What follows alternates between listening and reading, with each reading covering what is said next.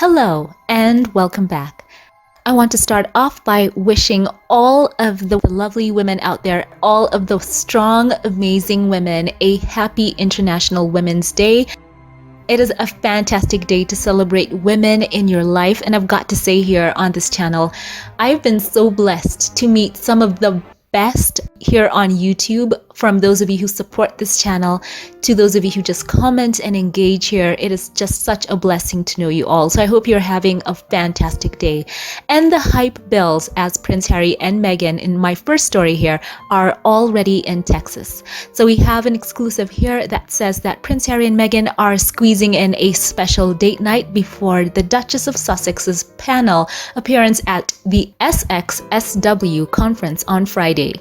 On Thursday night, the couple grabbed dinner at Soho House, Austin in Texas, and Prince Harry and Meghan traveled from their home in Montecito to Austin, where Meghan will participate in the opening day keynote panel on International Women's Day.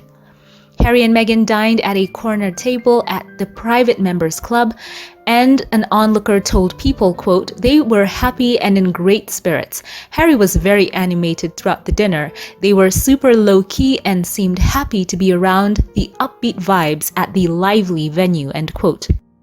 Soho House, as people know, is a very special place for Harry and Meghan. They had their first date at Soho House in London in July 2016.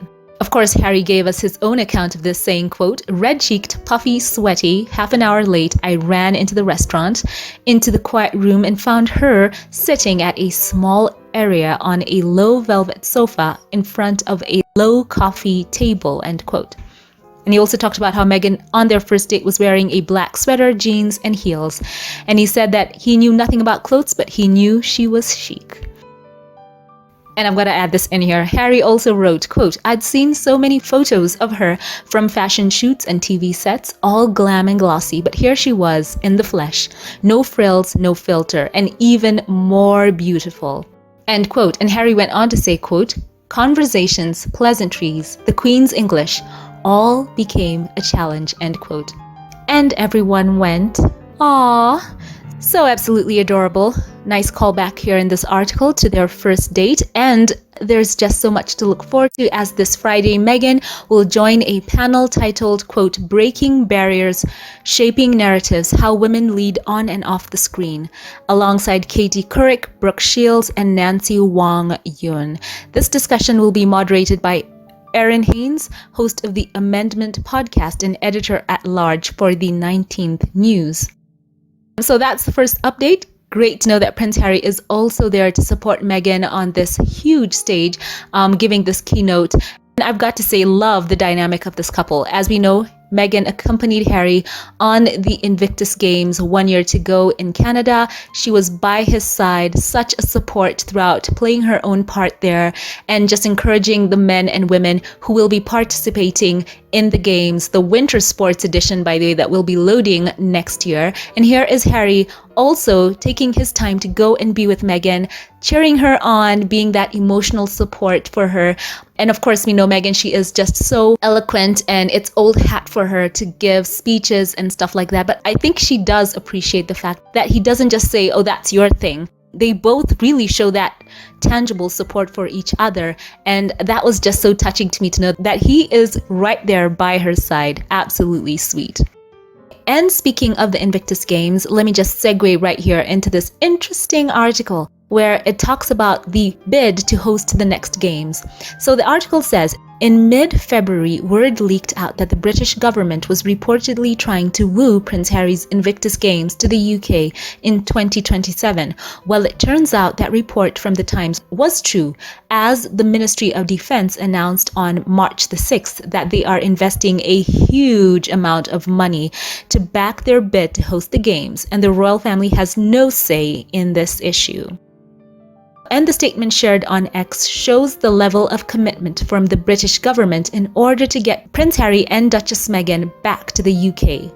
The post said, quote, "I'm thrilled that the government is backing the UK's bid to host the 2027 Invictus Games in Birmingham," end quote, wrote the Defence Secretary Grant Shapps.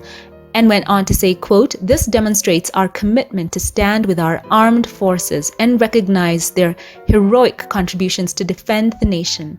The Invictus Games showcase and support wounded, injured, and sick service personnel, veteran, and their families to continue their recovery through the power of sport," end quote.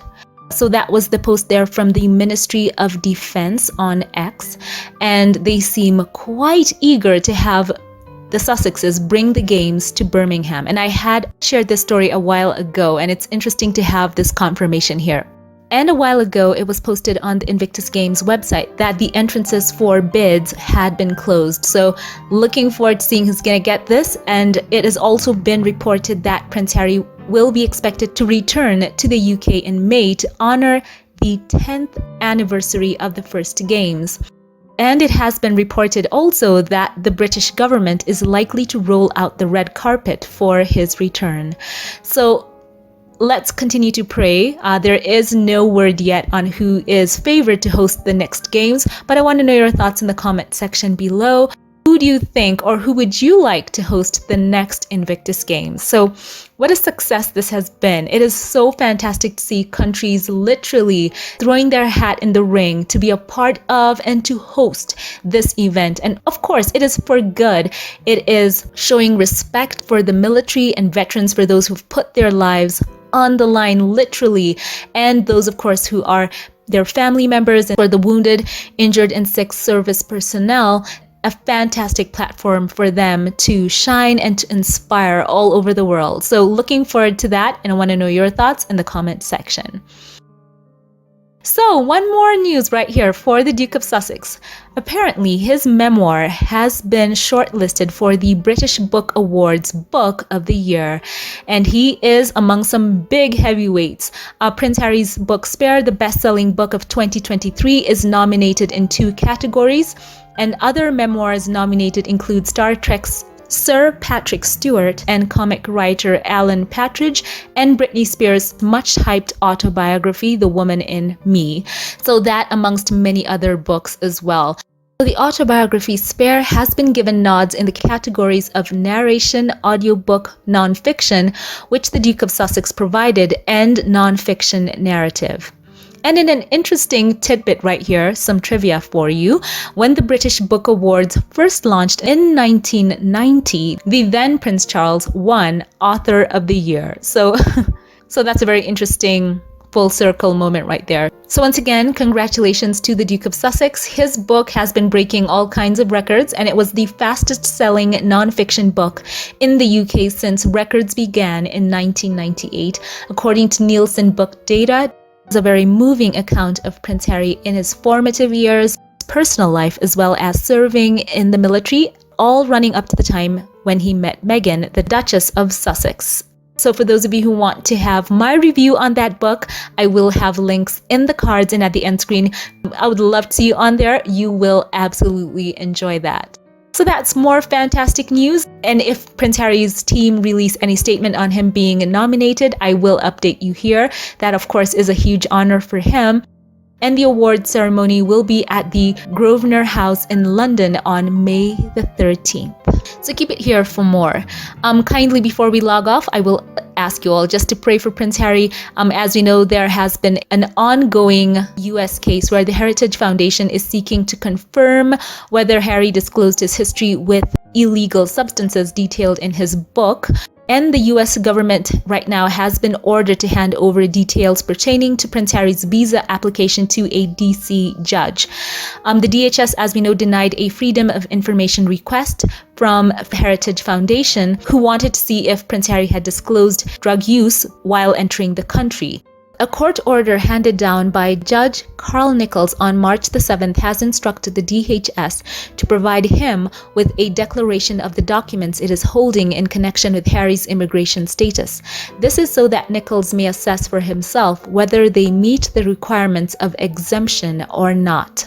So the court concluded that in-camera review is necessary to determine whether the records in dispute come from the scope of the claimed exemptions. According to the court filing, it said, quote, "It is therefore ordered on or before March 21st, 2024, the defendant shall submit to the court in camera a declaration or declarations that detail with particularity the records it is withholding and the particular harm that would arise from public disclosure of them, end quote. DHS had been trying to keep Harry's visa paperwork sealed, saying, quote, the records are particularly sensitive because releasing them, even in part, would reveal Prince Harry's status in the United States, which Prince Harry has not disclosed. Quote, courts consistently hold that a person's visa or immigration status is private, personal information exempt from disclosure, end quote. So that's according to the court filing. So of course, we will continue to pray for Harry. It is not good to see his immigration status being politicized or being weaponized in some political grandstanding. So let's all pray for Harry, because this does actually reek of bullying through the courts, and I hope that the judge, when he reviews all the documents, that he is able to make the right decision. So share your thoughts on all of that in the comment section, and all in all, let's just hype this up. We know that Harry and Meghan are in Texas, and we're looking forward to seeing Meghan giving her keynote, and we know that when the Sussexes step out, they show up and they show out. So I'm looking forward to this, looking forward to seeing Prince Harry and Meghan at SXSW event. So share your excitement for all of that in the comment section, and chime in below on all of today's stories in the comment section below.